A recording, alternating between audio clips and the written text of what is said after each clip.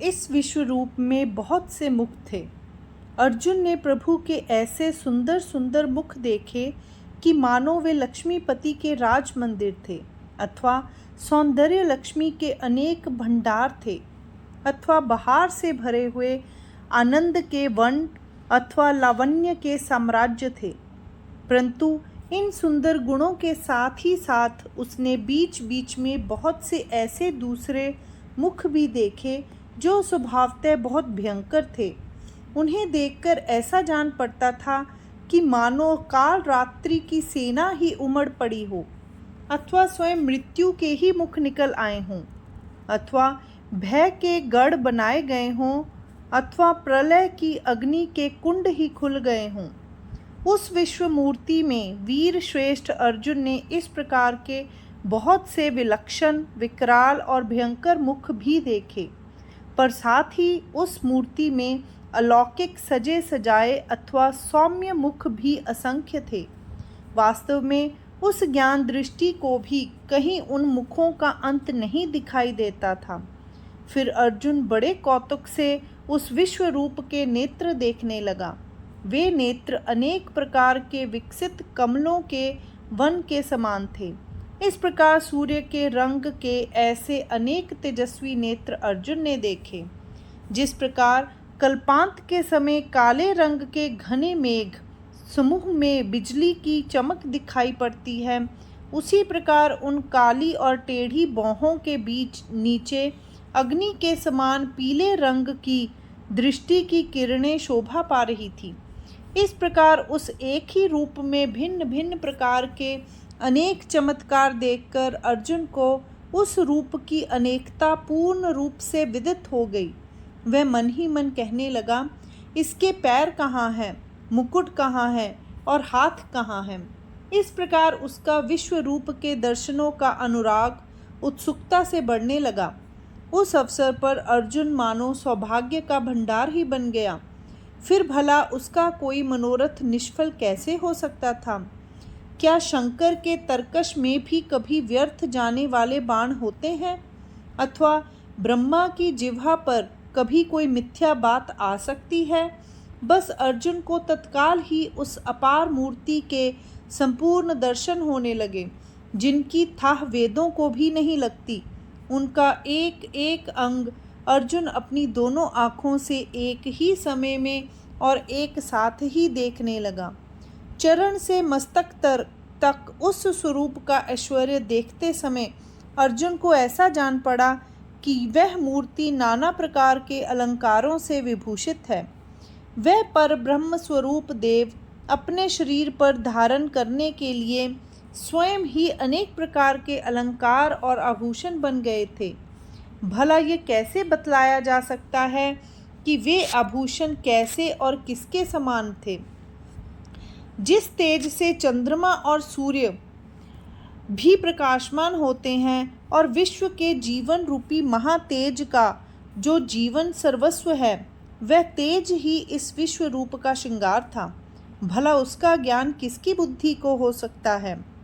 वीर अर्जुन ने देखा कि ऐसा ही तेजस्वी श्रृंगार देव ने धारण किया है।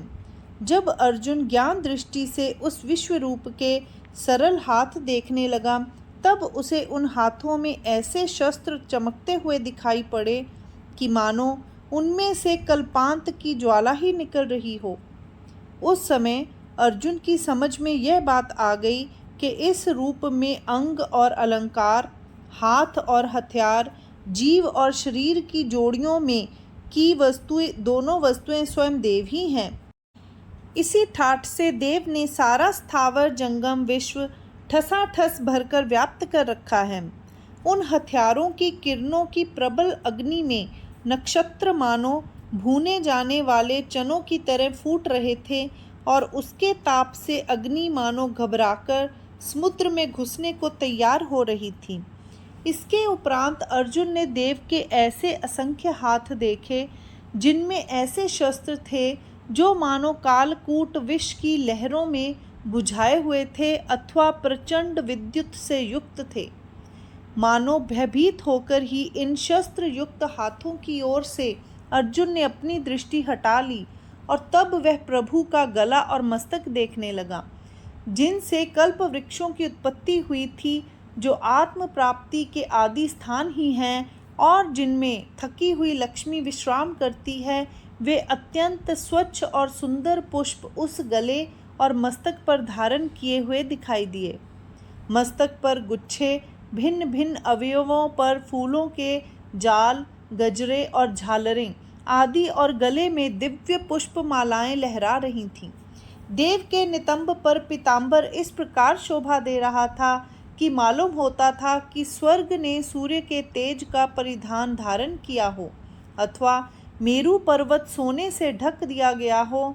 जिस प्रकार कर्पूर गौर शंकर को कपूर मला गया हो, अथवा कैलाश के धवलगिरी पर पारे का लेप चढ़ाया गया हो, अथवा क्षीर सागर को दूध के समान सफ़ेद वस्त्र पहनाया गया हो, अथवा चांदनी की तह लगाकर आकाश पर उसकी खोली चढ़ाई गई हो, उसी प्रकार चंदन का उपटन प्रभु के सारे शरीर में लगा हुआ दिखाई दिया, जिस सुगंध से आत्मस्वरूप का तेज और भी अधिक प्रकाशमान होता है, जिससे ब्रह्मानंद का दाह शांत होता है, जिससे पृथ्वी को चैतन्य प्राप्त होता है। विरक्त सन्यासी भी जिसकी संगत करते हैं और अनंग मदन भी जो अपने सारे अंग में लगाता है, उस सुगंध के महत्व का वर्णन भला कौन कर सकता है। इस प्रकार एक एक श्रृंगार की शोभा देखता देखता अर्जुन इतना घबरा गया कि उसे इस बात का भी अच्छी तरह पता नहीं चलता था कि प्रभु खड़े हैं अथवा बैठे हैं अथवा सोए हैं। बाहर के चर्म चक्षु खोलकर देखने पर सब कुछ देव मूर्ति में ही दिखाई देता था, और जब वह यह निश्चय करके आंखें बंद कर लेता था कि मैं इन आँखों से देखूंगा ही नहीं, तब अंदर भी उसे सब कुछ देवमय ही दिखाई देता था। सामने अपरंपार मुख दिखाई देते थे। इसीलिए जब अर्जुन डर कर पीछे की ओर देखने लगा, तब उसने देखा कि उधर भी देव के मुख, हाथ और पैर आदि सब कुछ वैसे ही हैं। यदि आंखें खोलकर देखने पर ये सब वस्तुएं दिखाई पड़ती हों तो इसमें आश्चर्य की ही क्या है। परंतु सुनने योग्य विलक्षण बात यह है कि ना देखने की अवस्था में भी, आंखें बंद किए रहने पर भी देव के वही दर्शन होते थे। प्रभु कृपा की भी यह कैसी विलक्षण करनी है। अर्जुन की देखने की भी और ना देखने की भी दोनों ही क्रियाएं नारायण ने पूर्ण रूप से व्याप्त कर रखी थीं, और इसीलिए उन दोनों क्रियाओं में उसे नारायण के दर्शन ही होते थे। जब अर्जुन चमत्कार की एक बाढ़ में से निकलकर जल्दी जल्दी किनारे की ओर जा रहा था, तब इसी बीच में वह चमत्कार के एक दूसरे महासागर में जा पड़ा। इस प्रकार उस अनंत स्वरूपी नारायण ने अपने दर्शन की अलौकिक सामर्थ्य से अर्जुन को बिल्कुल घबरा दिया। प्रभु तो स्वभावतः ही विश्वतोमुख अर्थात सर्वव्यापी हैं, और तिस पर अर्जुन ने उनसे यह प्रार्थना की कि आप मुझे अपना विश्व रूप दिखलावें। इसीलिए देव स्वयं ही सारे विश्व का रूप धारण करके उसके सामने प्रकट हुए थे। और फिर नारायण ने अर्जुन को कोई ऐसी स्थूल दृष्टि तो दी ही नहीं कि यदि दीपक अथवा सूर्य का प्रकाश हो तभी उसे दिखाई पड़े, और यदि दीपक अथवा सूर्य की सहायता ना प्राप्त हो तो उस दृष्टि से दिखाई ही ना पड़े। अतः हे राजा धृतराष्ट्र, आप यह बात ध्यान से सुने कि अर्जुन चाहे अपनी आंखें बंद रखता और चाहे खुली रखता, दोनों ही अवस्थाओं में अर्जुन के लिए देखने के सिवा और कोई उपाय ही नहीं था। यही बात हस्तिनापुर में संजय राजा धृतराष्ट्र से कर रहे हैं। संजय ने फिर कहा, हे राजन, और नहीं तो कम से कम इतना तो आप अवश्य ध्यान में रखें कि अर्जुन ने प्रभु का विश्व रूप देखा, और वह रूप अनेक प्रकार के अलंकारों से भरा हुआ होने पर भी सर्वव्यापी था। हे राजन, मैं क्या बतलाऊं कि विश्व रूप के उन अंगों की कांति का अद्भुत दृश्य कैसा और किसके समान था। महाप्रलय के समय 12 सूरज एकत्र होते हैं। यदि इस प्रकार के हजारों दिव्य सूर्य एक साथ उदय हों तो भी उन्हें इस विश्व रूप के तेज की महिमा की थाह नहीं लग सकती। यदि विश्व की सारी विद्युत एकत्र की जाए और कल्पांत की अग्नि का सारा मसाला एकत्र किया जाए और उनमें प्रसिद्ध 10 महातेज भी सम्मिलित कर दिए जाएं, तो कदाचित उस विश्वरूप की अंग प्रभा के तेज के सामने वे कुछ अल्प से ही सिद्ध होंगे, परंतु ऐसा तेज कदाचित कहीं ना मिलेगा जो ठीक तरह से उसका पासंग भी ठहरे। इस प्रकार का अपार महत्व इन श्री कृष्ण में स्वाभाविक ही है। उनके सर्वांग का सर्वत्र फैलने वाला तेज जो मुझे देखने को मिला वह महामुनि व्यास की ही कृपा का फल है।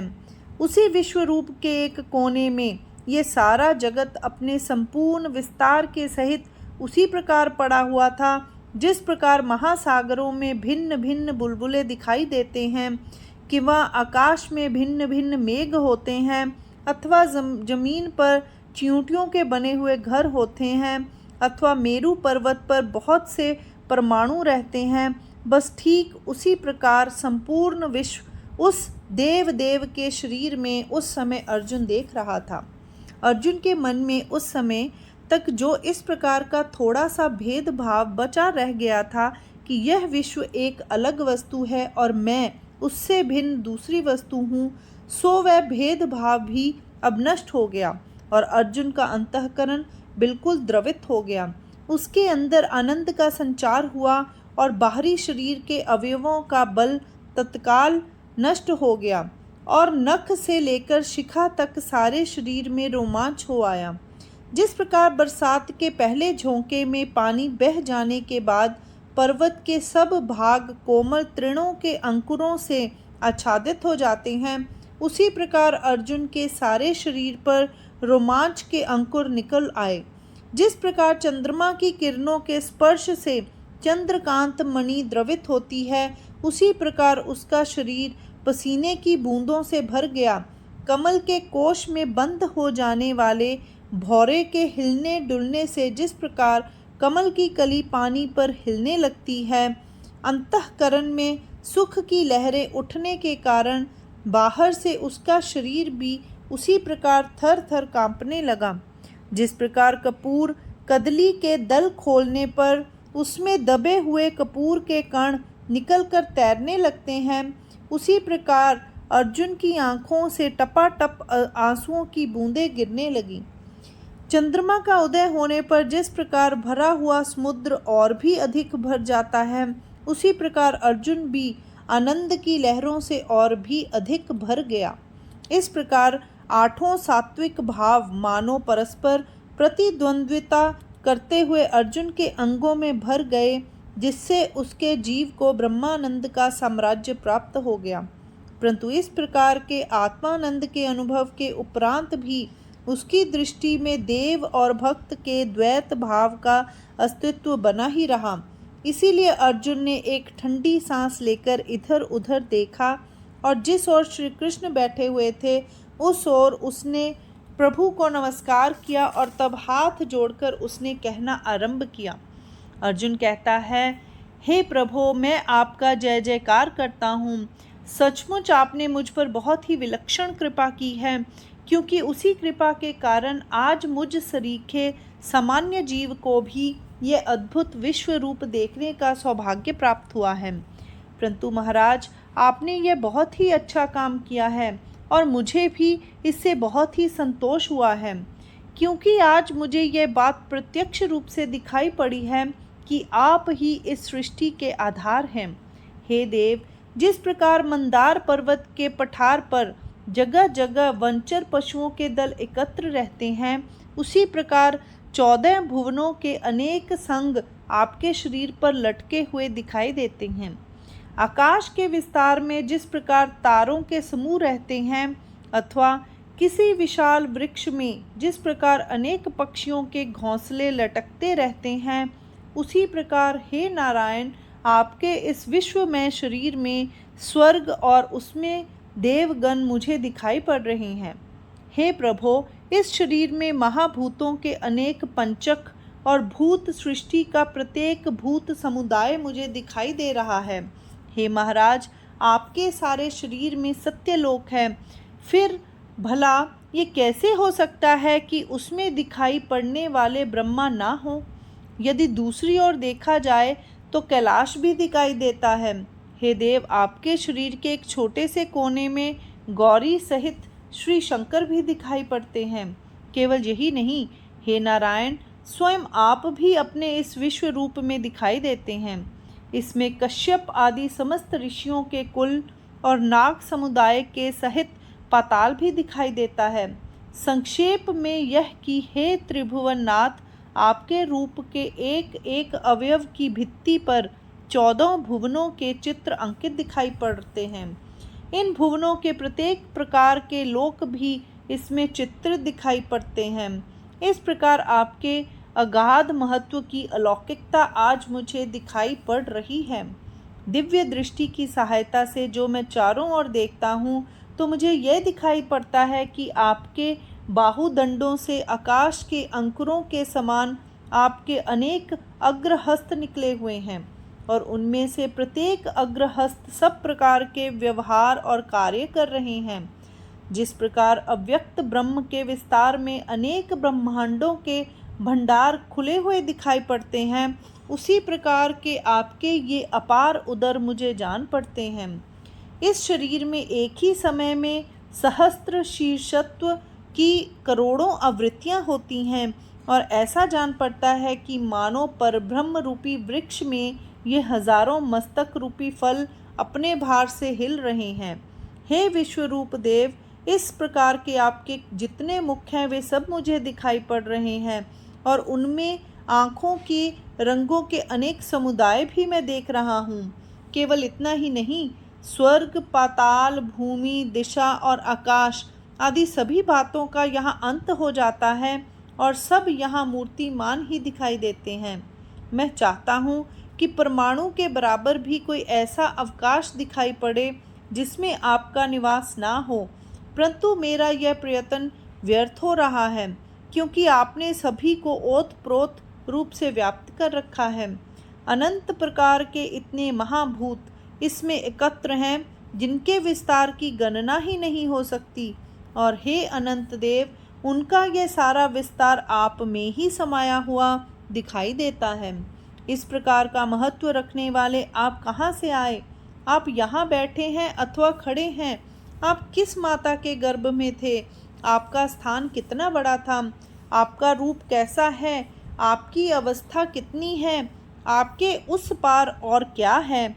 और आपका मूल आधार क्या है? आदि सब बातें जब मैं देखने और विचारने लगा तो मुझे यही दिखाई पड़ा और यही समझ में आया कि आप स्वयं ही अपने मूल आधार हैं और आपकी उत्पत्ति किसी दूसरे से नहीं हुई है।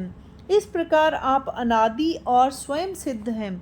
आप ना तो खड़े ही हैं और ना बैठे ही हैं। आप ना ऊंचे ही हैं और ना ठिगने ही हैं। नीचे, तल पर और ऊपर, हे प्रभु, सब जगह आप ही हैं। हे देव, अपना रूप, तारुण्य, पीठ और पेट सब कुछ स्वयं आप ही हैं। मैं और अधिक क्या कहूँ? हे अनंत देव, बार बार देखने पर मुझे यही जान पड़ता है कि अपना सब कुछ आप ही हैं, परंतु प्रभु, आपके रूप में केवल एक कमी दिखाई देती है और वह यह कि उसमें आदि, मध्य और अंत, इन तीनों में एक भी कहीं दिखाई नहीं पड़ता। आप सभी स्थानों में व्याप्त हैं, परंतु इसका पता नहीं लगता। इसीलिए यहाँ निश्चित रूप से यह निर्णय होता है कि आप में ये तीनों बातें बिल्कुल नहीं हैं। इस प्रकार हे आदि, मध्य और अंत से रहित अनंत विश्वनाथ, मैंने आप सचमुच आपका विश्व रूप देख लिया है। हे देव, आपकी इस प्रचंड मूर्ति में ही भिन्न भिन्न सभी मूर्तियां प्रतिबिंबित हैं और ऐसा जान पड़ता है कि आपने अनेक रंगों के ये अंग रखे ही पहन रखे हैं, अथवा ऐसा जान पड़ता है कि ये भिन्न भिन्न मूर्तियां आपके शरीर रूपी महापर्वत पर निकली हुई बेलें ही हैं और वे दिव्य अलंकार रूपी फूलों और फलों से भरी हुई हैं। अथवा हे देव, ऐसा जान पड़ता है कि आप महासागर हैं और इन मूर्ति रूपी तरंगों से हिल रहे हैं, अथवा आप कोई विशाल वृक्ष हैं और ये मूर्तियां उस वृक्ष में फलों के समान लगी हैं। हे प्रभो, जिस प्रकार भूत मात्र में भरा हुआ पृथ्वी तल दिखाई पड़ता है अथवा नक्षत्रों से भरा हुआ आकाश होता है, उसी प्रकार अनंत मूर्तियों से भरा हुआ आपका स्वरूप दिखाई देता है, जिन मूर्तियों में से एक एक मूर्ति के अंगों से संपूर्ण त्रिभुवन उत्पन्न होते हैं और साथ ही उन्हीं के कारण लय को भी प्राप्त होते हैं। वे सब मूर्तियां आपके शरीर पर मानो रोमों के समान दिखाई देती हैं। अब यदि मैं ये जानना चाहूँ कि इतना अधिक विस्तार रखने वाले आप हैं कौन, तो मुझे यह पता चलता है कि आप मेरे ही सारथी श्री कृष्ण हैं। अतः हे मुकुंद, विचार करने पर मुझे ऐसा जान पड़ता है कि आप सदा ऐसे ही व्यापक रहते हैं, परंतु केवल भक्त के प्रेम के कारण इस प्रकार का प्रेममय और मधुर रूप धारण करते हैं। वे 4 भुजाओं वाला सांवला स्वरूप देखते ही मन और नेत्र सभी शीतल हो जाते हैं, और यदि आलिंगन करने के लिए हाथ आगे बढ़ाए जाएं तो वह रूप सहज में प्राप्त भी हो जाता है। हे विश्वरूप देव, इस प्रकार का सुंदर रूप आप मुझ पर कृपा करने के लिए ही धारण करते हैं ना? अथवा मेरी वह दृष्टि ही दूषित है जिसे आप ऐसे सामान्य और मधुर दिखाई देते हैं?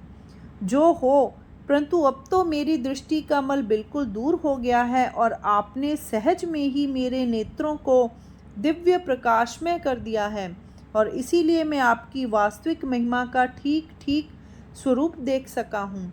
आज मुझे स्पष्ट रूप से इस बात का पता चल गया है कि मेरे रथ के जुए के मकराकार मुख के पीछे की ओर बैठने वाले आप ही का यह सारा विश्व रूप है।